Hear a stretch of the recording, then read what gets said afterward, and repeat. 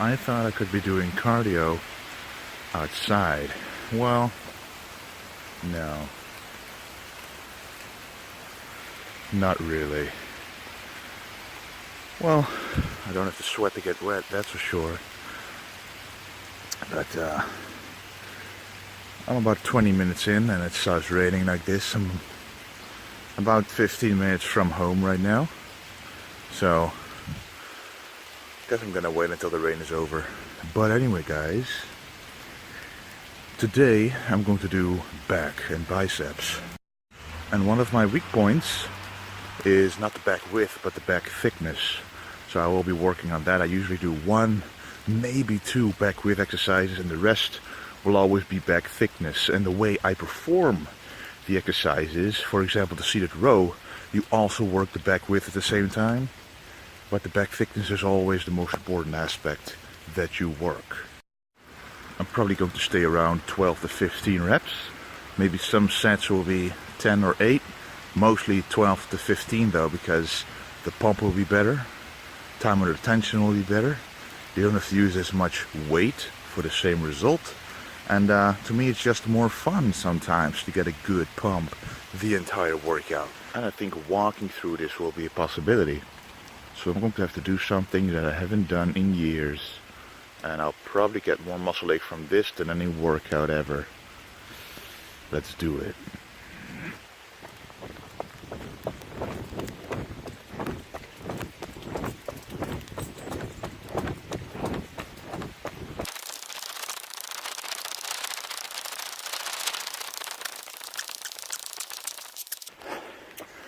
Alright guys, finally made it home. Running is not my specialty. Oh my god. Sometimes you need to do it. Man, at least you're happy to see me.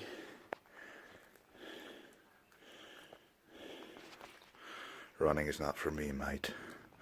Never did well on the Cooper test either. In school, even when I didn't have that much muscle. That's not for me. Wow, look at this. Netherlands, guys. The Netherlands. Alright, so finally we arrived at breakfast. This is the oatmeal with, as you can see, the cinnamon, raisins and almonds. It's the same as the other day. Now we're going to add 50 grams of whey protein. Super protein complex, in fact. 29, 47, 49, oh, 50, look, oh, 51, 50, there you go. And then we are going to add 375 grams of almond milk.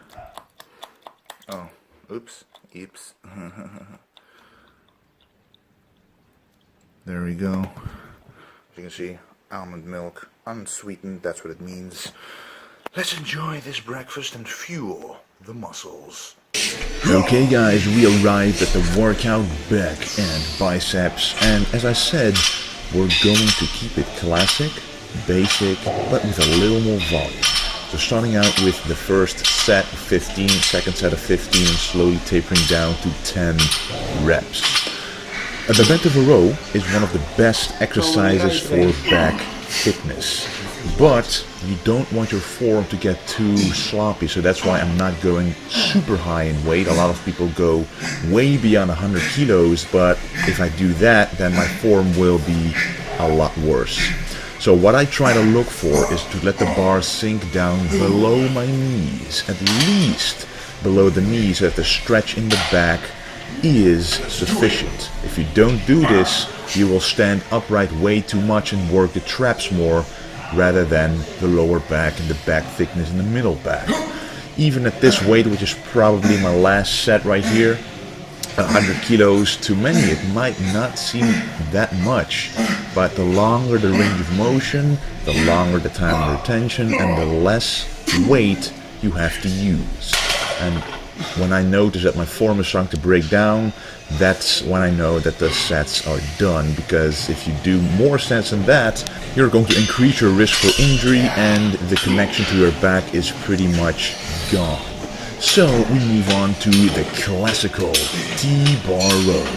And the way I like to do this is keep the back almost parallel to the floor. So especially when you go down, it should be completely parallel, because this way you stretch out the lats most efficiently. A lot of people like to keep standing upright, but again, this works the traps more. And what we want to work on today is the back thickness, the back width, and overall back development. It is quite easy to work the traps if you do a lot of shrug exercises, but it is a lot more difficult to get a thick 3D back. And the only way to get that is with classic exercises that work the basics with good form.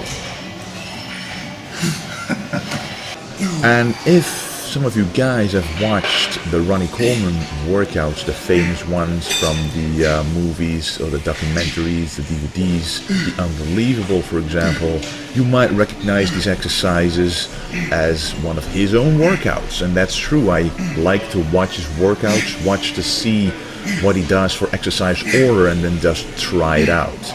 And what he does pre-contest is he ups his volume just a little bit, just like Arnold used to do with supersets, and does a lot of classic exercises with a full range of motion. Now, of course, Ronnie Coleman went so heavy that it was sometimes difficult to judge his range of motion, but regardless, his back was one of the best ever. So what I like to do is use classic exercises from the golden era with the techniques of someone who had an enormous back, but keeping the form classical and golden.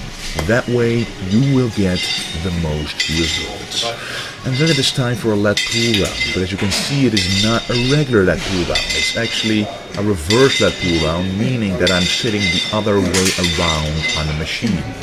This actually does two things. First of all, this time, well, it's specifically this machine, but if I sit like this, I'm literally straight under the pulley. So it's a different angle that my lats are working. And secondly, I cannot use my legs, my abs, or any other muscle to help me assisting, lifting, or pulling the weight. This is purely my lats, and if you don't weigh a lot, you cannot do a lot of weight because you would literally pulling yourself up. And it simply feels a lot more difficult when that angle is used and when you cannot use any other assisting muscles. And then the last back exercises to finish it off, you can either choose a regular dumbbell pullover or a rope pullover. Now, I haven't done rope pullovers in a while, so I wanted to try them again. And what you want to look for is not pick a super high weight. Why? Because then of course you do get a nice stretch, but the contraction part is twice as hard. Trust me, when you're trying to contract that back in that position with a high weight, you simply cannot get deep enough, so keep that in mind. It is bicep time after those exercises, and we're starting out with, again, a classic movement, the straight barbell curl. And the difference between a straight barbell curl and an easy barbell curl, you can see the bar right in front of me as well, is that the wrists are in a different position. On a straight barbell, the wrists are in such position that your biceps are contracting harder. So the peak contraction at the top will actually be stronger in comparison with an easy curl bar. So a straight barbell curl is, in my opinion, the best way to build overall mass on the biceps. And when you see I go all the way up and pretty much all the way down, extending the range of motion to increase time under tension, which is very important for small muscle groups, because then you cannot cheat yourself with higher weights and no other muscle groups will be assisting. And then the close grip preacher curls for the long head of the bicep or the outer head of the biceps to increase the bicep peak. Remember, the closer your grip is, the more you will target the outer head, and the wider your grip is, the more you will target the inner head. But we want this outer head to increase in size so that the peak will be improved. And you will actually literally see this when I get leaner. You really can see this line in between the biceps occur. And then the last exercise, the concentration curl, one of Arnold's favorites, one of my favorites. This one also hits the peak. You want to do it a specific way. you want to make sure to let the dumbbell curl up to your other shoulder so that you really contract the peak.